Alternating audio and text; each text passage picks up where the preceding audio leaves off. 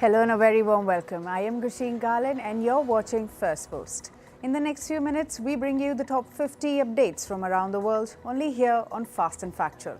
Let's get started. Our top focus comes in from West Asia. Israeli forces bomb southern coastal city of Tyre in Lebanon. The city is a UNESCO heritage site. According to the Lebanese Health Ministry, the strikes killed 7 people. The strikes come after Israeli evacuation orders for the city. Israel says it's bombed Hezbollah anti-tank missile depots and other armed assets in the Tyre. Additionally, Israeli strike in eastern Lebanon killed at least 60 people. Meanwhile, Lebanon-based Hezbollah says it fired barrage of rockets at Israel. The Iran-backed group says it targeted Israeli naval base in northern city of Haifa. Israeli forces claim around 115 projectiles were fired from Lebanon. Hezbollah names Deputy Leader Naim Qassem as its new chief. He succeeds Hassan Nasrallah as the leader. Nasrallah was killed in an Israeli strike in southern Beirut last month. The group's Shura Council elected Qassem as Hezbollah's new Secretary General. The announcement comes over a month after Nasrallah's death. Israeli army raids a hospital in Gaza and releases video of the operation. Israeli forces claim that they captured around 100 suspected Hamas fighters during the raid. However, Gaza health officials and Hamas have denied militant presence at the hospital. Gaza's health ministry says Israeli soldiers detained dozens of medical staffers. Israeli parliament bans the United Nations Agency for Palestinian Refugees from operating in the country. The agency provided essential aid to Palestinian territories. The Israeli parliament passed the bill yesterday, with 92 votes in the favor of the bill and 10 against it. The ban also drew criticism from the US, UK and Germany, among others. Yemen-based Houthis claim they targeted vessels in the Red Sea and Arabian Sea. The Houthis claim that they carried out 3 military operations. They say they used ballistic missiles and drones in the strike. The Iran-backed Houthis added their attacks are in solidarity with the Palestinians. The US warns Iran against any escalation during the United Nations Security Council's meet. The US UNRWA cited severe consequences in response to further aggressive acts by Iran. The UN Security Council met on Monday after Israel struck Iranian military sites over the weekend. US Democratic presidential candidate and Vice President Kamala Harris hold a rally in the swing state of Michigan. Harris warned against brutal, serious consequences of Donald Trump's return to the office. She was accompanied by her running mate Tim Walz. Meanwhile, former US President Barack Obama and singer Bruce Springsteen campaigned for Harris in Pennsylvania. US President Joe Biden casts his early vote in the US presidential election. The Democrat votes for Kamala Harris in his home state of Delaware. Biden was accompanied by many first-time voters. Biden, who was previously contesting the race to the White House, dropped his re-election bid in July. US authorities launched investigations into 2 suspected arson cases on ballot boxes. Just a week before the US election, an incendiary device set ablaze ballot boxes in Oregon. Similarly, in Vancouver, a suspected incendiary device damaged hundreds of ballots. Police say the 2 incidents are connected. North Korean Foreign Minister Cho Sun-hui heads to Moscow. This is her second trip to Russia in 6 weeks. The trip comes amid rising concerns over North Korea's involvement in Russia's war with Ukraine. According to North Korean media, the minister's official visit is aimed at enhancing ties. A Russian-guided bomb destroys a historic building in northeastern Ukrainian city of Kharkiv. The attack ruined the city's Deshprom building and injured 6 people. The site is placed on the tentative list of UNESCO World Heritage Sites. In a separate strike, Russia also struck Ukrainian President Volodymyr Zelensky's hometown, Kryvyi Rih. In Georgia, thousands of demonstrators gathered outside the parliament. This comes after the country's president and opposition parties call for protests. Georgian President Salome Zurabishvili says the parliamentary elected was rigged. She added she does not recognize the vote results. The ruling Georgian Dream Party claimed victory in the elections. In climate news, at the ongoing UN COP16 Biodiversity Summit in Cali, Colombia, countries are struggling to secure sufficient funding for conservation goals. They are falling short of the billions required to tackle biodiversity loss. Advocates warn that funding remains alarmingly slow, while species continue to face extinction due to deforestation and industrial development. In Libya, volunteers are running a plantation drive in the Al-Naqza forest. This drive aims to restore the forest amid crippling droughts. Along with the volunteers, families and school students too are participating in the initiative. In response to severe smog across Pakistan's Punjab province, authorities have revised school hours and halted outdoor activities for students until January 2025. The new school schedule aims to protect students from prolonged exposure to dangerous air conditions. Lahore, the province's capital, was ranked as the world's most polluted city on October 28, with an air quality index hitting a hazardous 507. Japan's Mount Fuji has no snows even as the month of October ends. It is typically crowned with snow by early October. A record-breaking delay in its snowcap formation is underway. The Japan Meteorological Agency attributes the lack of snow to prolonged high temperatures this summer, potentially worsened by climate change. The UN warns that greenhouse gas concentrations have hit new records in 2023, with global climate efforts falling dangerously short. Carbon dioxide, methane and nitrous oxide levels continue to rise, driven largely by fossil fuel combustion worsening extreme weather worldwide. Despite the urgent need for a 43% reduction by emissions by 2030, current efforts would only cut 2.6% from the emissions in 2019. A study by the International Union of Conservation of Nature highlights that trees face greater extinction risk than birds, mammals, reptiles and amphibians combined. This applies especially to islands where invasive species and development pressures are high. To combat this crisis, the report calls for increased forest protection, reforestation and conservation efforts, including seed banks and botanical gardens. Australian oil and gas firm Santos is set to face a trial. The lawsuit claims that Santos misled them about its goal to reduce emissions. The case is brought by one of its shareholders. It is alleged the Australian firm does not have a clear path to achieve its net zero goals. Santos aims to cut its carbon emissions by 26 to 30% by 2030 and reach net zero by 2040.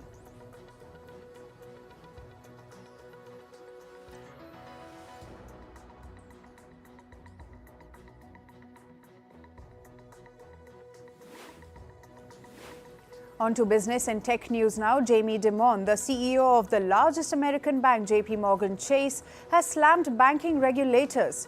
Dimon said that it's time to fight back against what he termed ill-conceived rules. JP Morgan Chase's CEO was speaking at a conference of the American Bankers Association. His comments come as the U.S. banking regulators, including the Federal Reserve, have proposed tougher norms. They have proposed increased capital requirements and stricter rules on card payments for the banks.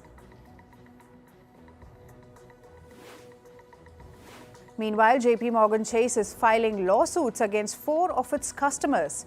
The bank claims they illegally withdrew funds by taking advantage of a technical glitch. Last month, a glitch allowed customers to deposit large checks in ATMs and withdraw those funds immediately before the bank could clear the checks. JP Morgan Chase says 4 of its customers withdrew over $660,000 in this manner. The glitch quickly went viral on social media. British banking giant HSBC has reported a 10% surge in profits in the third quarter. The firm earned about $8.5 billion in profit between July and September 2023. The bank's wealth management unit and wholesale banking unit helped drive its earnings. This comes a week after HSBC announced a reshuffle in its management. Boeing launched a share sale yesterday to rise to $24 billion. The plane maker is selling 112 million of its shares. Additionally, it will raise $5 billion through bonds. Boeing aims to strengthen its finances. The plane maker has been battered by a month-long workers' strike in the U.S. A U.S. court has ruled that Southwest Airlines will have to face a lawsuit by its pilots. The Dallas-based carrier has been accused of illegally intimidating and disciplining pilots. The court found that Southwest Airlines harassed pilots who were a part of a 9,000-member union. Southwest says it disagrees with the court's decision and denies the union's allegations. German carmaker Volkswagen plans to shut down at least 3 factories. This is according to the company's Works Council head. The automaker is also planning to lay off tens of thousands of German workers. The move is part of the firm's efforts to cut costs. Additionally, Volkswagen plans to reduce the pay of its remaining workforce by at least 10%. American cybersecurity firm CrowdStrike has filed a lawsuit against Delta Airlines. The move came after the American carrier filed a case against CrowdStrike last week. The lawsuits are related to a global outage in July, which severely impacted Delta. The airline claims the outage caused by CrowdStrike costed more than $500 million. CrowdStrike in its lawsuit claims that Delta Airlines refused assistance from both CrowdStrike and Microsoft. The Biden administration is finalizing rules to restrict American investment in some key tech sectors in China. The restrictions proposed in early 2023 are set to be implemented from January next year. They would bar U.S. firms from investing in China in sectors like semiconductors, microelectronics, and quantum technologies. The U.S. government deems these sectors critical for military cybersecurity and surveillance. Tech giant Apple has been barred from selling its new iPhone 16 in Indonesia. Indonesia requires certain smartphones to have at least 40% local parts. The government says the iPhone 16 does not meet this requirement. Hence, as a result, it cannot be marketed or sold in the Southeast Asian nation. Meanwhile, Apple has been pushing to expand its manufacturing in India. The firm reportedly sourced nearly $6 billion worth of iPhones from India between April and September this year. This is over 30% more than the iPhones exported from India in the same period last year. Apple is on track to source about $10 billion worth of iPhones in 2024. Moving to sports, Australian wicketkeeper batter Matthew Wade has retired from international cricket. Wade featured in 36 Test matches, 97 one-day internationals and 92 T20 international games. Wade will next join the coaching staff of Australia's men's cricket team. Cricket at 2028 Olympics has been moved out of Los Angeles. The 2028 LA Olympics will likely see the sport move to the east coast of the United States. The decision is being made in a bid to cater to the huge audience of South Asian people. The move is to align the broadcast timing of Olympic cricket matches with the Indian Standard Time.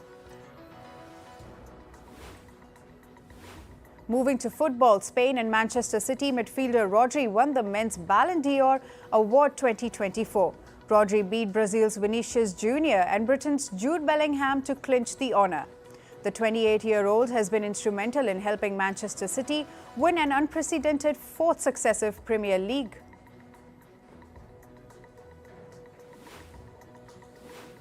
And it was a double win for Spain at the Ballon d'Or ceremony. Midfielder Aitana Bonmati won the honour in the women's category. This is Bonmati's 2nd successive Ballon d'Or. She fought off competition from Barcelona teammates Caroline Graham, Hansen and Salma Paruello to win the award. Brazil and Real Madrid forward Vinicius Jr. said his activism against racism led him to not winning Ballon d'Or. The Real Madrid star finished second in the Ballon d'Or voting behind Spain's Rodri. The 24-year-old has been subjected to racial abuse on several occasions in Spain. Meanwhile, Real Madrid boycotted the 2024 Ballon d'Or ceremony at the last minute. The club understood that their forward Vinicius Jr. would not win the award and hence made the decision. Vinicius was a top favourite to win the year's Ballon d'Or title but was snubbed. Real Madrid were named the Men's Club of the Year at the ceremony, but no one from the club showed up at the event in Vinicius Jr.'s support.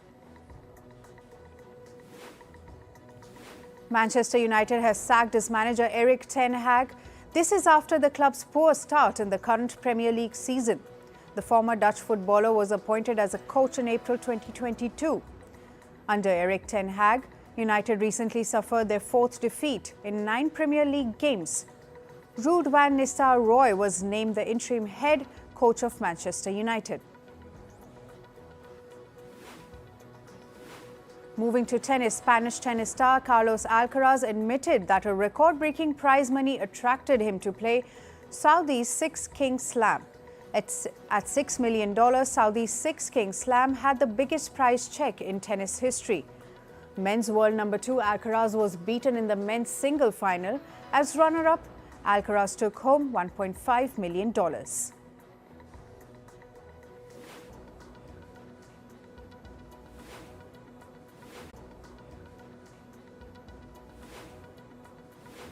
In the world of boxing, Congo is gearing up for the 50th anniversary of the iconic Rumble in the Jungle. The festivities are being organized by the country's presidency and the U.S. Embassy. On October 30th, 1974, legendary boxer Muhammad Ali triumphed over the then undefeated champion George Foreman. The match subsequently attained an iconic status and came to be known as the Rumble in the Jungle. Now moving to the world of showbiz. Actor Jennifer Aniston remembered her dear friend Matthew Perry on his first death anniversary. She took to social media and shared old images of them together as a tribute. Perry died last year on the 28th of October.